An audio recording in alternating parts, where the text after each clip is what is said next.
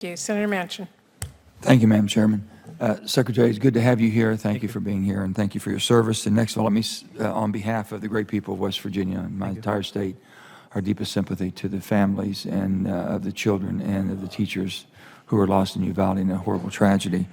Along those lines, school safety has been a major topic of late, of what we could have done, what we can do, and what we should do, especially following that tragic shooting in Uvalde. In March 2018, President Trump appointed then Secretary DeVos to lead a federal commission on school safety. That commission found that while there's no universal school safety plan that will work for every school across the country, the federal government does and can play a role in enhancing school safety. So in your budget, the department asked for $129 million to address school safety, national activities, $23 million increase. That includes $24.7 million for new grants under Project Prevent, and just $2 million for a proposed national clearinghouse on school infrastructure sustainability to help with technical assistance on school facility construction and improvement, which we might maybe recommend you might want to evaluate that and look at that if that's enough to do the job.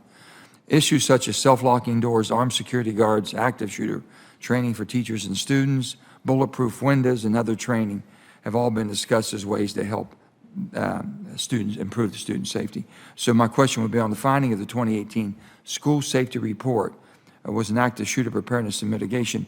I know the department has undertaken a review of the report and was wondering what the status of that review is or has been, or where you are in evaluating that and if it's been implemented. Yeah, we thank you for that, Senator. We take the responsibility to support the safety of our schools, our students, and our staff.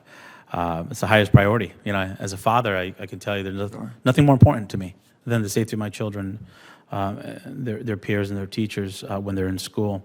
Our administration is reviewing the report, the Federal Commission on School Safety report issued by former Secretary DeVos. And as I said before, in the budget, we do ask for funds that can assist. You mentioned Project Prevent. $25 million there for projects to support community school-based strategies that help prevent community violence. There's also funding for mental health grants, $55 million for school-based mental health grants. This is going to be something that's going to be ongoing. And while the money is important, I think it's really important that the department take lead on providing technical assistance. Sorry to interrupt you. Do you have any, you all monitoring that to find out how many schools or school districts are participating in this actively? Yeah. And because this started back in 2013 right. with the Sandy Hook shootings, we did a bill at that time, which is a background check, but we had school safety in that background, the Manchin-Toomey bill. And that school safety, basically we found out that we should harden all first floor schools, with their windows and doors and bulletproof and lockdown and single entry. I don't know how much of that was followed through and schools that took advantage of it or not. I can definitely have more information provided to your office. Happy to follow up with you. If there's any way we can monitor this a little bit. And also, you have the tool of holding some of your federal funds right. if they're not. And it's so important. They got to do everything humanly possible. It's awful to look back and say, well, we should have done this or could have done that. And I would hope you all would look at that seriously about using the one tool you have, sure. which is the money that goes to them if they're not going to use it to protect our children. Back in 1997, a young student from Fayette County, West Virginia, was killed by his teacher. That same teacher had previously taught at a school in Pennsylvania, but was dismissed following the string of allegations involving sexual misconduct with students. That teacher somehow received a positive recommendation just to get rid of that teacher from that school district and shoved him down to our school district, which has some horrific naming for this. And we don't want to go into that, talking about teachers and all the things they've said.